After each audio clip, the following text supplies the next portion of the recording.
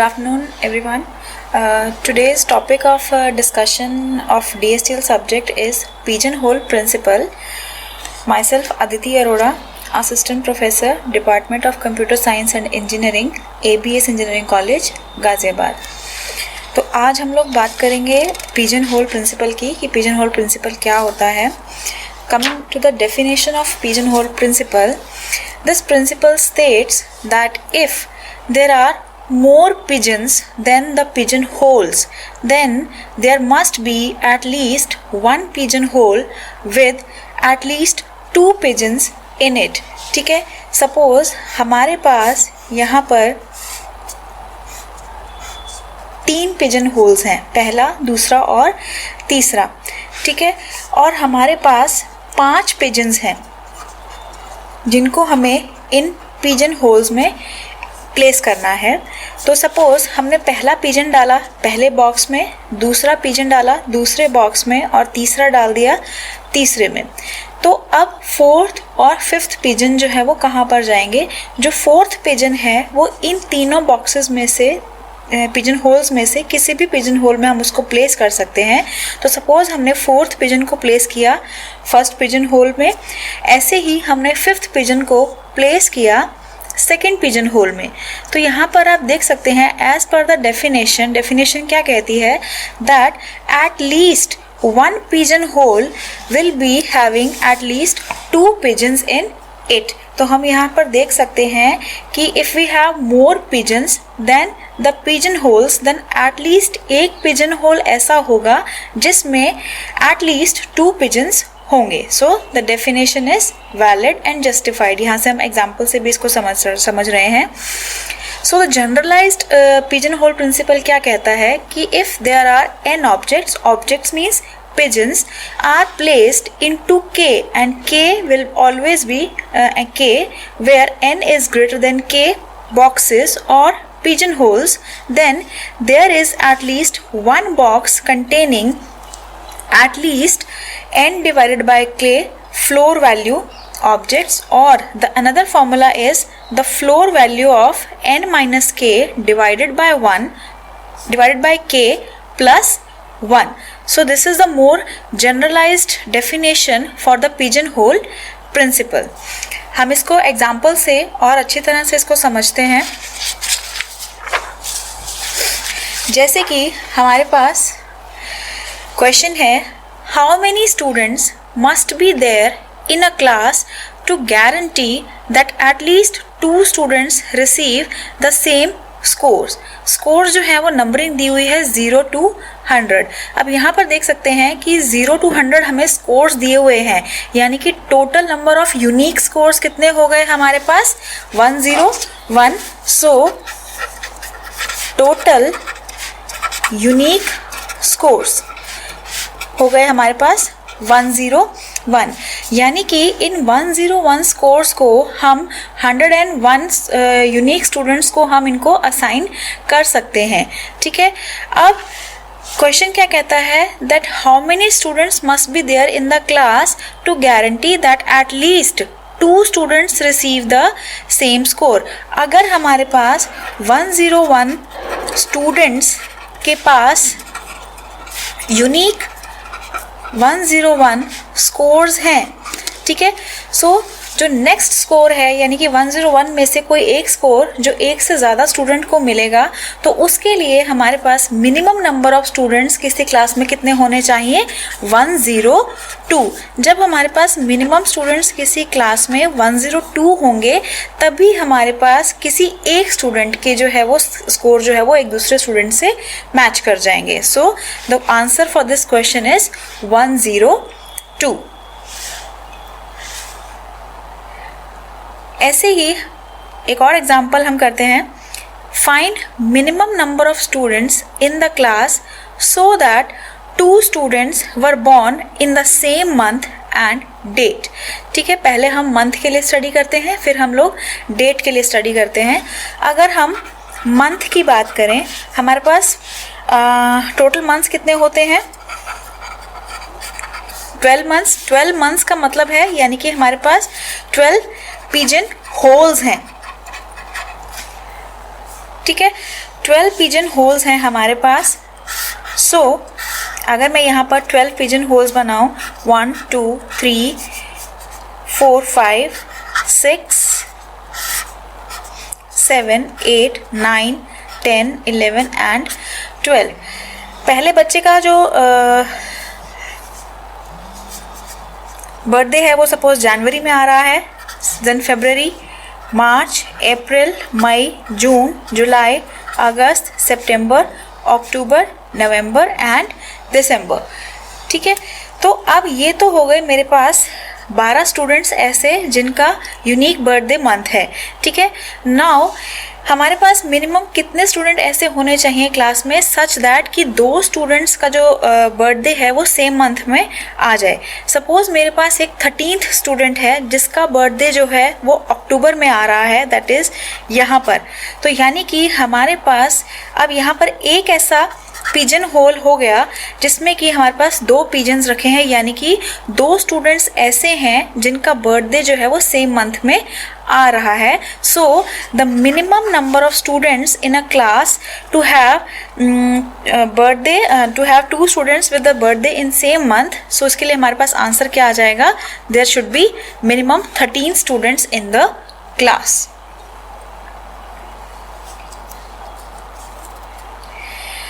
In a similar way अगर हम dates की बात करें कि किन्हीं 2 बच्चों का जो बर्थडे है वो सेम डेट पर आए, तो हमारे पास टोटल नंबर ऑफ डेज कितने होते हैं ईयर में, 365 डेज। ठीक है, तो हमारे पास अगर 366 स्टूडेंट्स होंगे तो डेफिनेटली 2 स्टूडेंट ऐसे होंगे जिनका बर्थडे जो है वो सेम डेट पर आएगा। सो अगर हम डेट्स का लें तो answer will be 366 students.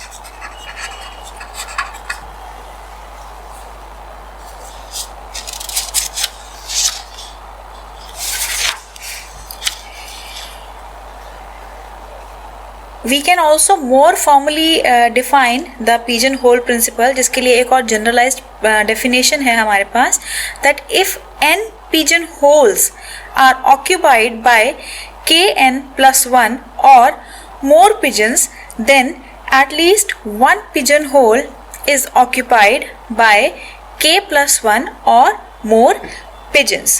Examples इसको समझते हैं।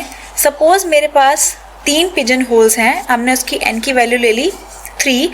उन 3 पिजन होल्स में, यहाँ पर मैंने 3 पिजन होल्स क्रिएट किए हैं, इन 3 पिजन होल्स में हमें 7 पिजन्स को इंसर्ट करना है, प्लेस करना है इन दीज 3 पिजन होल्स। ठीक है, तो अगर हम यहाँ से डेफिनेशन की बात करें तो हमारे पास kn+1 इस इक्वेशन की वैल्यू किसके इक्वल हो जाएगी, हमारे पास 7, बिकॉज हमारे पास 7 पिजन्स हैं।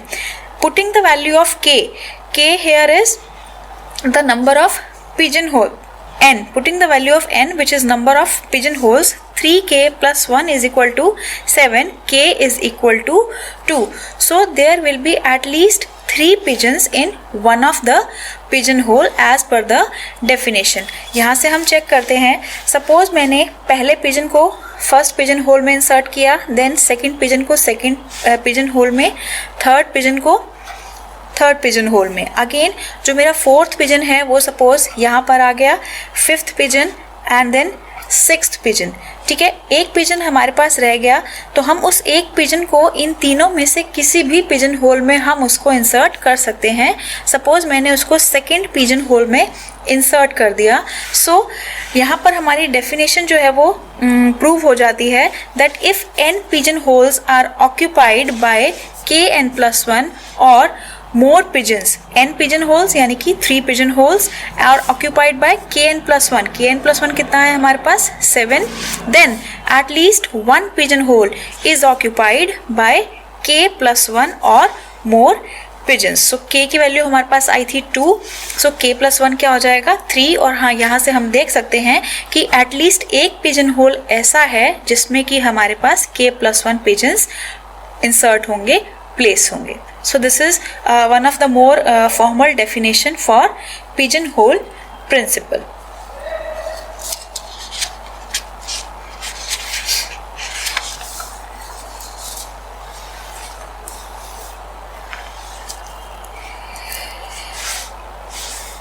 Taking another question, he says that find the minimum number of students in the class so that 4 of them are born in the same month.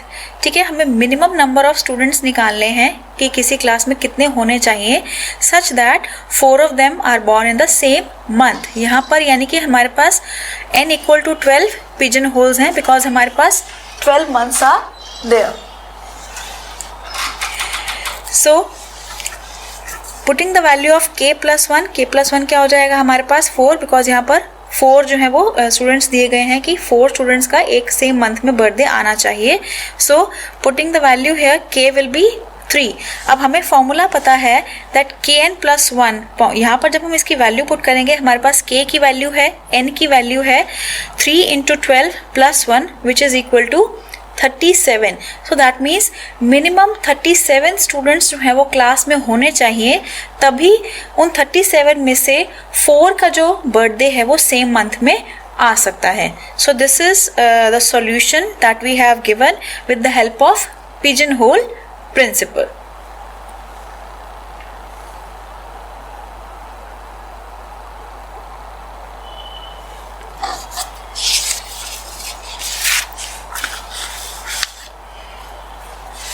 Taking next question, if 9 books are to be kept in 4 shelves, then there must be at least one shelf which contains at least 3 books. So 9 books, सबसे पहले हमारे पास input क्या given है, 9 books are there. 9 books means we can say we have to place 9 pigeons to be kept in 4 shelves. 4 हमारे पास shelves हैं, that means हमारे पास pigeon holes कितने हैं 4. ठीक है. So if 9 books are to be kept in 4 shelves, then there must be at least one shelf which contain at least 3 books. आप diagrammatically भी पहले इसको देख सकते हैं, फिर सेम चीज़ को हम फॉर्मूला से भी प्रूव कर सकते हैं. I am creating here 4 pigeon holes, 1, 2, 3 and 4. ठीक है. First book, second book, third and fourth, then 5th book, 6th book, 7th and 8th book. Now the 9th book can be placed in any of these 4 shelves. So the 9th book I am placing here in the 3rd shelf, that is, or we can say 3rd pigeonhole. So yes, the definition is very much correct that there must be at least one shelf. This is at least one shelf which contains at least 3 books. Yes, there are 3 books placed in this one shelf. So putting the value here by formula, we say that n minus 1 divided by k plus 1. Here n is our 9. 9 minus 1 divided by 4 plus 1.